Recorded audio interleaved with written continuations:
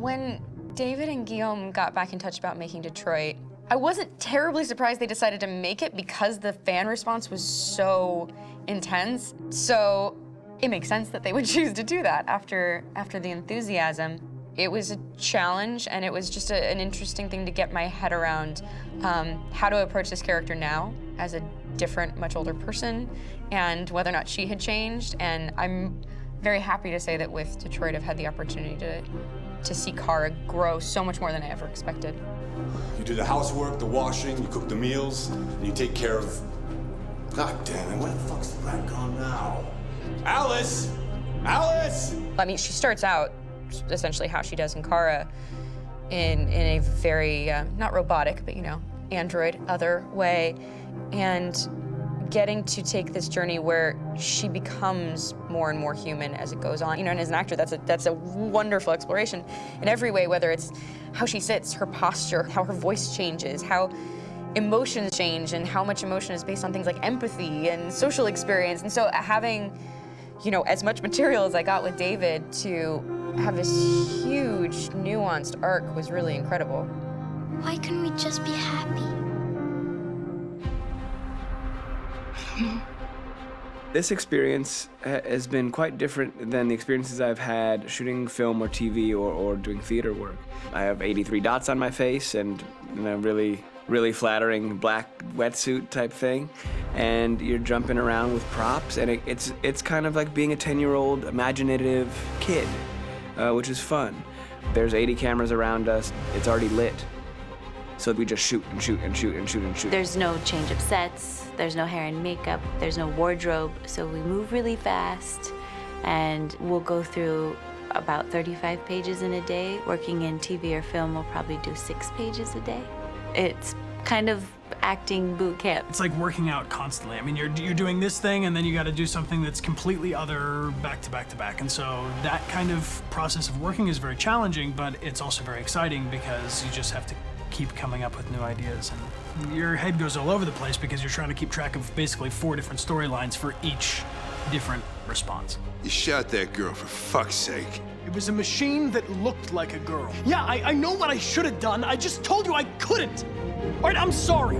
The fact that David Cade, he's telling like many stories interwoven from beginning to end is super complicated and super impressive, and I have no idea how he keeps it all in his head. He's not just the writer or the director who's seeing this from the outside eye, he's also thinking about the player walking through this space. You know, only somebody who really, really loves not the work, but like these characters and these stories and cares about doing something meaningful would invest that much in it. And it's always inspiring to work with somebody who cares that much. My experience with motion capture is this one.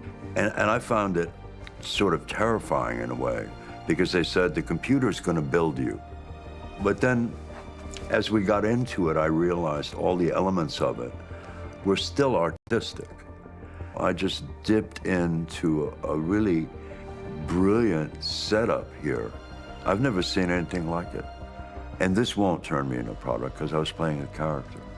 So it's wonderful. In the game, Detroit comes back because of a revolutionary industrial rebirth. And there's no reason why that can't happen in Detroit, because they have such tremendous infrastructure for millions and millions of people who can very easily support, you know, a new industry.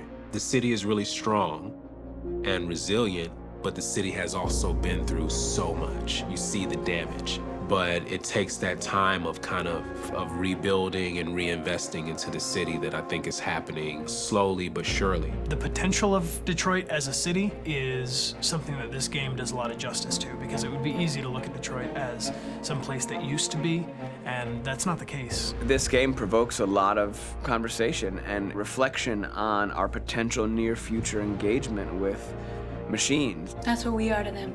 Just merchandise on display in a shop window. I think that a group that feels marginalized, feels like they deserve and have earned access to themselves and the environment around them, and are trying to figure out a way to articulate how to get freedom. What was I designed to be? Their slave? Their toy?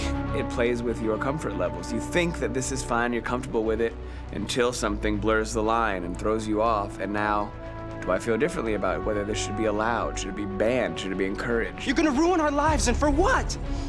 For a bunch of machines? They are not machines! They are alive! I'm alive!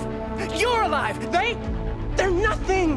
There are lots of comparable comparisons to any type of persecution of religion, race, etc., dating way back. It can't just be a video game where you shoot 'em up or where people make these choices to do whatever. I think that's the whole point. You have the choice, and you can either choose to go in one direction with your character or another. And I think that's going to be very telling about the gamer. Very telling. I think there's going to be a really strong reaction to this game, which has such a strong perspective. I'm that much more proud of it now to get to be a part of it because it's important. In this game, you're actively building and designing the character through not just what kind of shield does he have or what color hair does she have, but like their temperament and the way they deal with problems. The different endings to this game are so radically different based off maybe seemingly insignificant choices in the moment, but like life, they all add up. And can't play life again, though.